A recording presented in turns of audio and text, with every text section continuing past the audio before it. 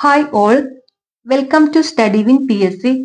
2023 നടന്ന university assistant mains എക്സാമിനേഷന്റെ maths questions ആണ് ഡിസ്കസ് ചെയ്യുന്നത്. ഒന്നാമത്തെ ചോദ്യം, ഒരു സമാന്തര ശ്രേണിയുടെ 7ാം പദത്തിന്റെ 7 മടങ്ങ് അതിന്റെ 11ാം പദത്തിന്റെ 11 മടങ്ങ് തുല്യമാണെങ്കിൽ അതിന്റെ 18ാം പദം എത്രയായിരിക്കും? സൊല്യൂഷൻ: ഒരു സമാന്തര ശ്രേണിയുടെ 1ാം പദം എയും പൊതുവ്യത്യാസം ഡിയും ആണെങ്കിൽ n-ാം പദം an is equal to a plus n-1 into d ആയിരിക്കും.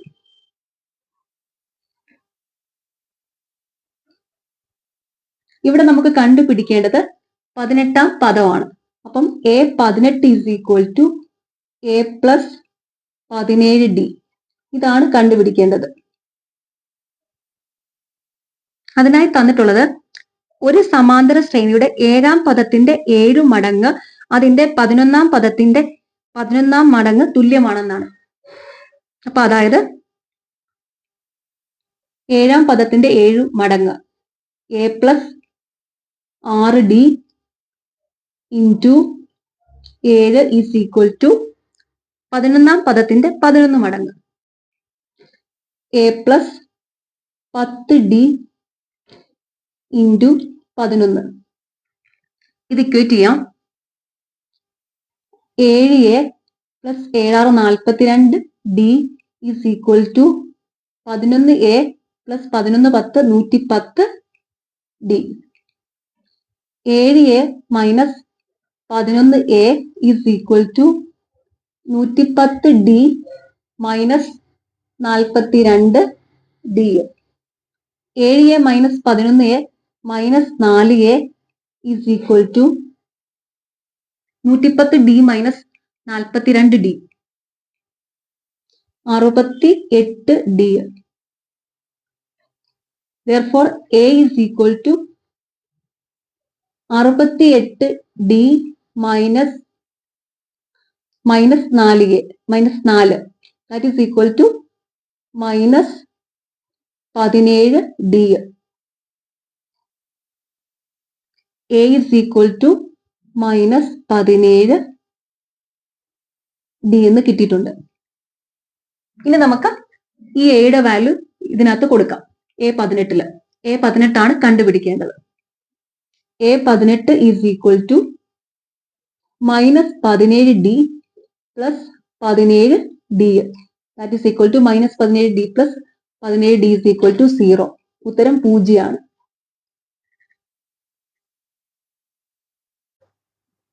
അടുത്ത ചോദ്യം, നമ്മൾ 4 സംഖ്യകൾ തിരഞ്ഞെടുത്താൽ ആദ്യത്തെ 3ന്റെ ശരാശരി 16ഉം അവസാനത്തെ 3ന്റെ ശരാശരി 15ഉം ആയിരിക്കും.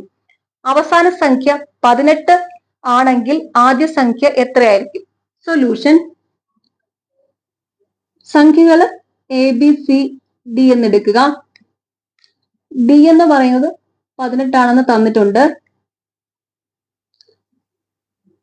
ആദ്യത്തെ 3ന്റെ ശരാശരി 16 ആണ്. അപ്പൊ ആദ്യത്തെ 3 സംഖ്യകൾ a plus b plus c divided by 3 എന്ന് പറയുന്നത് 16. അപ്പം a plus b plus c എന്ന് പറഞ്ഞാൽ 16 3 48. അവസാനത്തെ 3ന്റെ ശരാശരി 15. B plus c plus d divided by 3 15. B plus c plus d is equal to 15 3 45. A ആണ് കണ്ടുപിടിക്കേണ്ടത്. ഇവിടെ ഡി എന്ന് പറയുന്നത് 18 ആണ്. അപ്പൊ ബി പ്ലസ് സി എന്ന് പറയുമ്പോൾ b plus c is equal to 45 മൈനസ് 18 27 വരും. എ ആണ് കണ്ടുപിടിക്കേണ്ടത്. a plus b plus c minus b plus c. a plus b plus c minus b minus c is equal to എന്ത് വരും? a എന്ന് വരും. അപ്പം ബി പ്ലസ് സിയിൽ നിന്ന് a പ്ലസ് ബി പ്ലസ് സിയിൽ നിന്ന് ബി പ്ലസ് സി കുറയ്ക്കുക. അപ്പൊ അതെന്ന് പറയുന്നത് 48 മൈനസ് 27, 21 ഉത്തരം. അടുത്ത ചോദ്യം, പ്രതിവർഷം 10% എന്ന നിരക്കിൽ 2 വർഷത്തേക്ക് 12,600 രൂപയുടെ സംയുക്ത പലിശ കണ്ടെത്തുക. സംയുക്ത പലിശ എന്ന് പറഞ്ഞാൽ കൂട്ടുപലിശയാണ്. അത് നമ്മുടെ ക്വസ്റ്റ്യൻ പേപ്പറിലെ ഇംഗ്ലീഷ് പാർട്ട് ഒന്ന് നോക്കിയാൽ മതി. അപ്പൊ ഈ സംയുക്ത പലിശ കൂട്ടുപലിശയാണെന്ന് മനസ്സിലാക്കാൻ പറ്റും. പെട്ടെന്ന് കാണുമ്പോൾ നമുക്ക് ഇതൊന്നും അറിയത്തില്ലല്ലോ, കേട്ടിട്ടില്ല, ഞാനും ആദ്യമായിട്ട് കേൾക്കുന്നത്. പക്ഷെ ക്വസ്റ്റ്യൻ പേപ്പറിൽ നോക്കുമ്പോൾ അറിയാം. ഇംഗ്ലീഷ് പാർട്ട് നോക്കുമ്പോൾ മനസ്സിലായി കോമ്പൗണ്ട് ഇൻട്രസ്റ്റ് ആണെന്ന്. ഓക്കെ, നമുക്ക് ചെയ്യാം. ഇവിടെ ഇപ്പൊ 2 വർഷത്തെ കൂട്ടുപലിശയാണ് കണ്ടുപിടിക്കാൻ പറഞ്ഞിരിക്കുന്നത്. ഈ 2 വർഷത്തെ കൂട്ടുപലിശ കണ്ടുപിടിക്കാനായിട്ട് ഒരു എളുപ്പവഴിയുണ്ട്. അതായത് എഫക്റ്റീവ് പെർസെന്റേജ് കണ്ടുപിടിക്കുക, എന്നിട്ട് അത് വെച്ച് നമുക്ക് കണ്ടുപിടിക്കാം. അപ്പൊ ഇവിടുത്തെ റേറ്റ് എന്ന് പറയുന്നത് 10%. ഇവിടുത്തെ സം അല്ലെങ്കിൽ പി എന്ന് പറയുന്നത്, അതായത് പ്രിൻസിപ്പൽ എമൗണ്ട് എന്ന് പറയുന്നത് 12,600. 2 വർഷമാണ് ഇയർ എന്ന് പറഞ്ഞിരിക്കുന്നത്. എൻ എന്ന് പറയുന്നത് 2 വർഷം. അങ്ങനെയാണെങ്കിൽ എഫക്റ്റീവ്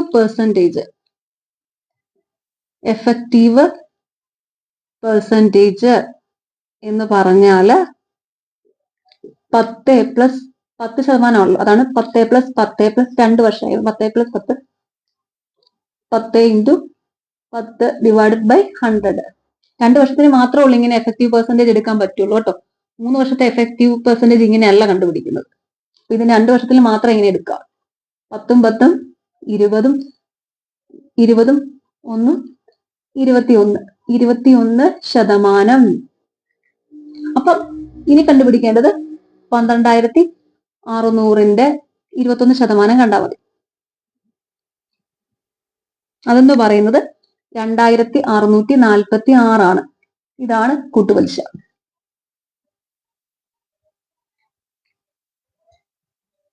ഇനി ഇതൊന്ന് പാസ്കൽ ട്രയാങ്കിൾ യൂസ് ചെയ്തിട്ടൊന്ന് ചെയ്യാം.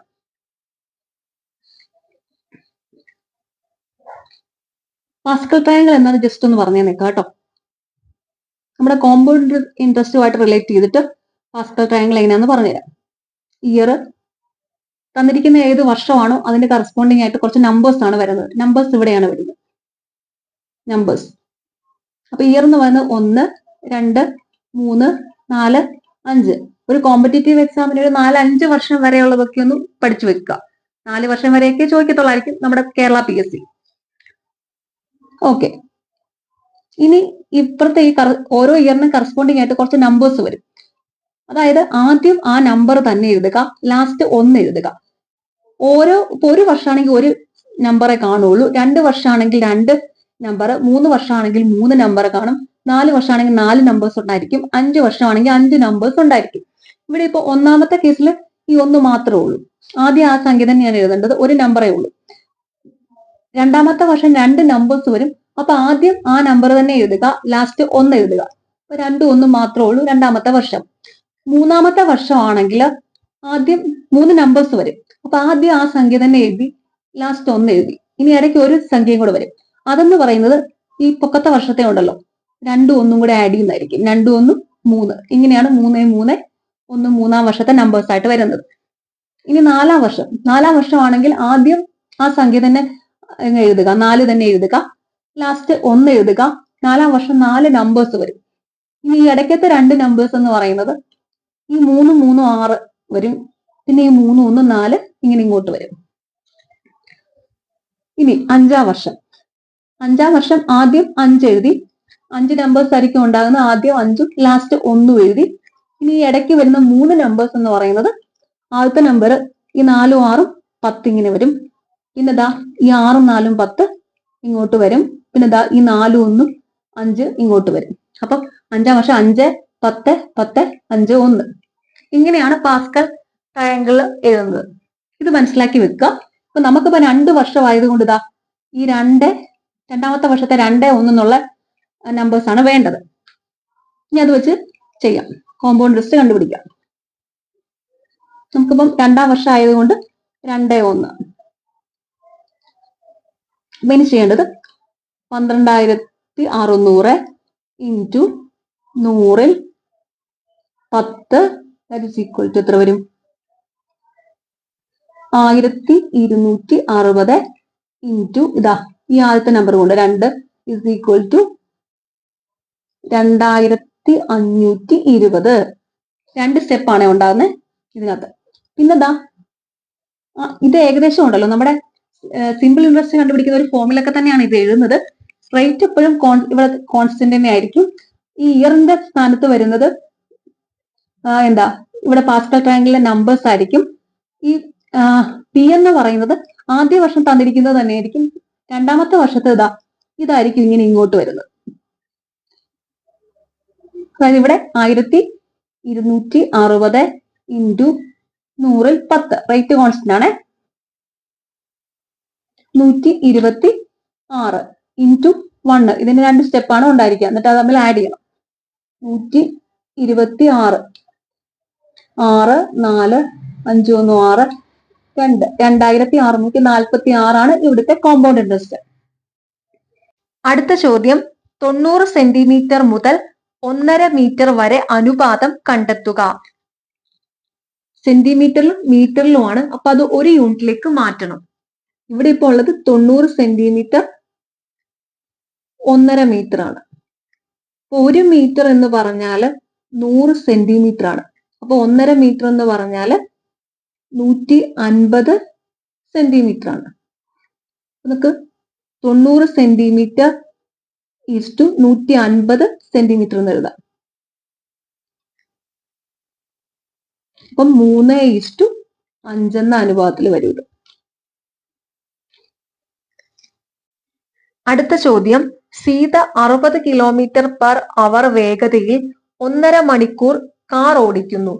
അവൾ എത്ര ദൂരം സഞ്ചരിക്കുന്നു? സൊല്യൂഷൻ ദൂരം അല്ലെങ്കിൽ distance is equal to speed into time. ഈ ഫോർമുല ഉപയോഗിച്ച് ഇത് കണ്ടുപിടിക്കാം. ഇവിടെ speed 60 kilometre per hour, time 1.5 മണിക്കൂർ, distance is equal to 60 into 1.5 90 kilometre ദൂരമാണ് സഞ്ചരിച്ചത്.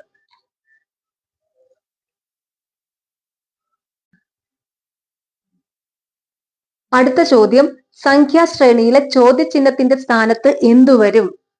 സംഖ്യാശ്രേണി ഇതാണ്: 17 16 14 12 11 8 8 ക്വസ്റ്റ്യൻ മാർക്ക്. സൊല്യൂഷൻ ഈ സീരീസ് എങ്ങനെ പോയിരിക്കുന്നത് നോക്കുക. 17 14 14 11 11 8. അപ്പൊ ഇവിടെ ഈ ഓൾട്ടർനേറ്റീവ് സീരീസ് പോയിരിക്കുന്നത് 17 14 എന്ന് പറയുമ്പോൾ 3 കുറച്ചു -3, 14 11 എന്ന് പറഞ്ഞാൽ 3 കുറച്ചു -3, 11 8 എന്ന് പറഞ്ഞാൽ 3 കുറച്ചു. ഇത് ഓൾട്ടർനേറ്റീവ് സീരീസ് ഇങ്ങനെ പോയിരിക്കുന്നത്. അപ്പൊ ഇവിടെ ഉള്ളത് കണ്ടുപിടിക്കുകയാണെങ്കിൽ ഇത് നോക്കണമെങ്കിൽ ഇനി ഇങ്ങോട്ട് വരുന്നത് ഇവിടെയാണെങ്കിൽ ഇനി ഇതായിരിക്കും വരുന്നത്. അപ്പൊ ഇവിടെ എന്താന്ന് നോക്കാം. ഇതാണ് നമുക്കിനി കണ്ടുപിടിക്കേണ്ടത്. അപ്പൊ ഇനി ഇതൊന്ന് നോക്കാം. 16 12 12 8 8 കഴിഞ്ഞാൽ ഇനി ഓൾട്ടർനേറ്റ് ആയിട്ട് വരുന്നത് ക്വസ്റ്റ്യൻ മാർക്കിലാണ്. അപ്പൊ ഇത് പോയിരിക്കുന്നത് 16 12 എന്ന് പറയുമ്പോൾ 4 കുറച്ചു -4. ഇനി 12 8 എന്ന് പറഞ്ഞാൽ 4 കുറച്ചു -4. അപ്പൊ ഇനി 8 ക്വസ്റ്റ്യൻ മാർക്ക് എന്ന് പറയുമ്പോൾ 8ൽ നിന്ന് 4 കുറയ്ക്കണം. അപ്പൊ 8 - 4 എന്ന് പറഞ്ഞാൽ 4. 4 ഉത്തരം.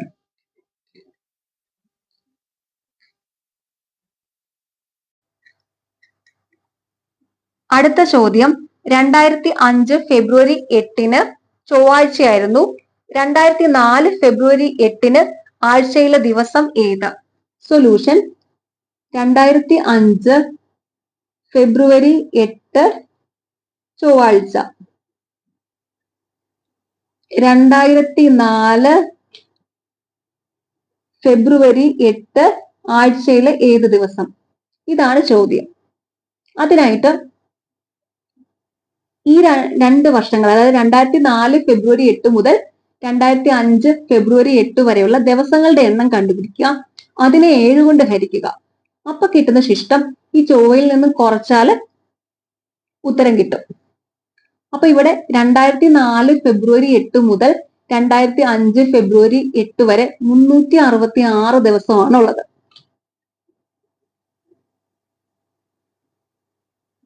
2004 ഒരു അതിവർഷമാണ്.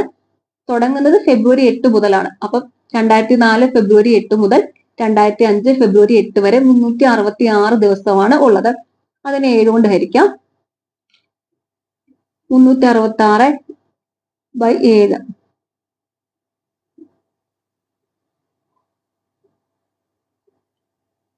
ശിഷ്ടം 2 വരും. ശിഷ്ടം 2 വരുന്നത്.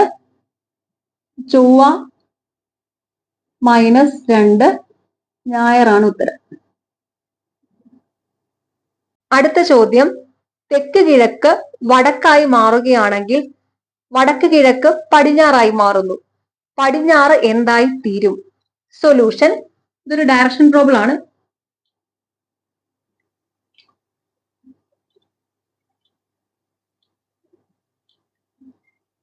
മുകളില് നോർത്ത്, താഴെ സൗത്ത്, ലെഫ്റ്റ് സൈഡില് വെസ്റ്റ്, റൈറ്റ് സൈഡില് ഈസ്റ്റ്. നോർത്തും സൗത്തും എല്ലാവർക്കും അറിയായിരിക്കും. നോർത്ത് മുകളിലും സൗത്ത് താഴെയും. ലെഫ്റ്റ് സൈഡിലാണ് വെസ്റ്റ് വരുന്നത്. അത് ഓർക്കാനായിട്ടൊരു ക്ലൂ പറഞ്ഞുതരാം. West left, west left. അത് പ്രൊനൗൺസ് ചെയ്യുമ്പോൾ ഒരു സിമിലാരിറ്റി ഉണ്ട്. അപ്പൊ അത് വെച്ച് അത് ഓർക്കുക. വെസ്റ്റ് വരുന്നത് ലെഫ്റ്റ് സൈഡിലാണ്, അപ്പൊ ഈസ്റ്റ് വരുന്നത് റൈറ്റ് സൈഡിലായിരിക്കും. ഓക്കെ. ഇനി ഈ നോർത്തിനും ഈസ്റ്റിനും ഇടയിലുള്ളത് നോർത്ത് ഈസ്റ്റ്. സൗത്തിനും ഈസ്റ്റിനും ഇടയിലുള്ളത് സൗത്ത് ഈസ്റ്റ്. സൗത്തിനും വെസ്റ്റിനും ഇടയിലുള്ളത് സൗത്ത് വെസ്റ്റ്. നോർത്തിനും വെസ്റ്റിനും ഇടയിലുള്ളത് നോർത്ത് വെസ്റ്റ്. ഓക്കെ, ഇനി നമുക്ക് ഈ പ്രോബ്ലം ചെയ്യാം. തെക്ക് കിഴക്ക് വടക്കായി മാറും. തെക്ക് കിഴക്ക് എന്ന് പറയുമ്പോൾ എന്താണ്? ഇവിടുത്തെ സൗത്ത് ഈസ്റ്റ് ആണ്. തെക്ക് കിഴക്ക് വടക്കായി മാറും എന്നാ പറഞ്ഞിരിക്കുന്നത്. തെക്ക് കിഴക്ക് എന്നുള്ളത് ഇതിങ്ങനെ ആന്റി ക്ലോക്ക് വൈസിൽ പോകുന്നുണ്ടല്ലേ. അപ്പൊ ഇവിടെ എങ്ങനെയാ? ഏകദേശം ഒരു 135 ഡിഗ്രി പോകുന്നുണ്ട്. അല്ലെങ്കിൽ ഇതാ ഇങ്ങനെ 3 കളം പോകുന്നുണ്ട്. 3 കളം. ഇതിങ്ങനെ ഇങ്ങോട്ട് തെക്ക് കിഴക്ക് എന്നുള്ളത് വടക്കായി മാറി. വടക്ക് കിഴക്ക് പടിഞ്ഞാറായി. വടക്ക് കിഴക്ക് എന്നുള്ളത് അല്ലെ, വടക്ക് കിഴക്ക് എന്ന് പറയുമ്പോൾ നോർത്ത് ഈസ്റ്റ് വരും. നോർത്ത് ഈസ്റ്റ് എന്നുള്ളത് പടിഞ്ഞാറായി മാറി. അപ്പൊ അതും ആന്റി ക്ലോക്ക് വൈസിൽ 135 ഡിഗ്രി മാറുന്നുണ്ട്. കണ്ടോ? ഇത്രയെന്ന് പറയുമ്പോൾ 135 ഡിഗ്രി വരും. അല്ലെങ്കിൽ 1, 2, 3 കളം മാറി. ഇനി പടിഞ്ഞാറ് എന്തായി മാറും എന്നാണ് ചോദിച്ചിരിക്കുന്നത്. അപ്പൊ പടിഞ്ഞാറ് എന്നുള്ളത് 135 ഡിഗ്രി മാറും, അല്ലെങ്കിൽ 3 കളം മാറും എന്ന് ഓർക്കുക. അപ്പൊ 1, 2, 3, 135 ഡിഗ്രി ഓർ 3 കളം എന്ന് പറയുന്നത് എന്താണ്? സൗത്ത് ഈസ്റ്റ് അല്ലെങ്കിൽ തെക്ക് കിഴക്ക്. തെക്ക് കിഴക്ക് ഓപ്ഷൻ സി ആണ് കറക്റ്റ് ആൻസർ. Last question. ഒരു പ്രത്യേക കോഡ് ഭാഷയിൽ ഡെസ്റ്റിനി എന്ന് എഴുതിയിരിക്കുന്നത് WVHGRMD എന്നാണ്. എങ്ങനെയാണ് ആ കോഡ് മാത്ത് എന്ന് എഴുതുന്നത്? സൊല്യൂഷൻ. ഡെസ്റ്റിനി എങ്ങനെ എഴുതിയിരിക്കുന്നു നോക്കാം. ഡെസ്റ്റിനി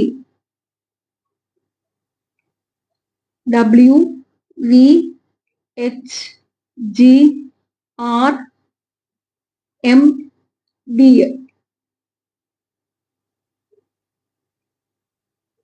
ഇതുപോലെ മാത്ത് എഴുതണം. അപ്പൊ അതിനായിട്ട് ഇംഗ്ലീഷ് ആൽഫബറ്റ് ഓർഡറിൽ ഓർത്തിരിക്കാനായിട്ടുള്ള ഒരു കോഡുണ്ട്. ഇജോറ്റി. ഇജോറ്റി E5 J10 O15 T20 Y25. അതായത് ഇംഗ്ലീഷ് ആൽഫബറ്റ് ABCDE ഈ ഒരു ഓർഡറിലാണ് എഴുതുന്നതെങ്കിൽ 1, 2, 3, 4, 5 ഇങ്ങനെ പോകും. അപ്പൊ ഇതിന്റെ പൊസിഷൻസ് എവിടെയൊക്കെയാണെന്ന് അറിയാനായിട്ടാണ് ഈ കോഡ് ഉപയോഗിക്കുന്നത്. ഇനി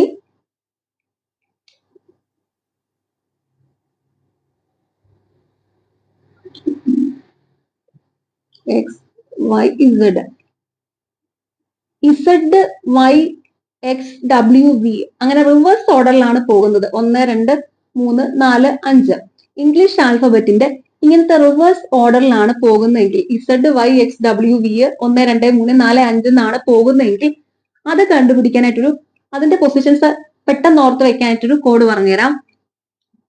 B g l q v, b 25, j 20, l 15, q 10, v 5. ഇതായിരിക്കും ഇംഗ്ലീഷ് ആൽഫബറ്റിന്റെ റിവേഴ്സ് ഓർഡറിലുള്ള കോഡ്.